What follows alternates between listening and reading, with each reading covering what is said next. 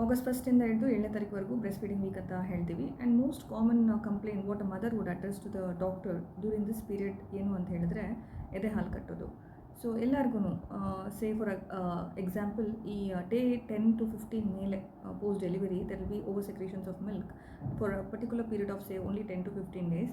So ಈ ಟೈಮಲ್ಲಿ ಏನಾಗುತ್ತೆ ಅಂದರೆ sore nipples, over secretions and feeding problems ಏನಾದರೂ ಇದ್ದರೆ ಬೇಬಿಗೆ there will be stagnation of milk where there might be lumpy feeling in the breast which might be giving you pain.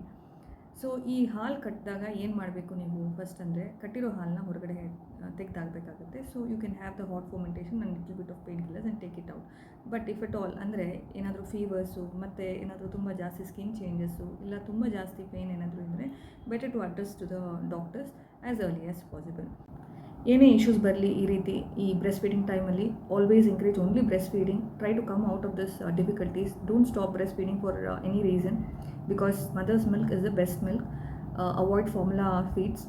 ತಾಯಿ ಹಾಲಿಗಿಂತ ಉತ್ತಮ ಯಾವುದೂ ಇಲ್ಲ ಮಗುಗೆ. So be mothers post delivery recovery or the baby's growth, immunity, general wellness for both mother and baby is being well ensured with this breastfeeding. Try to continue breastfeeding when it is very much necessary.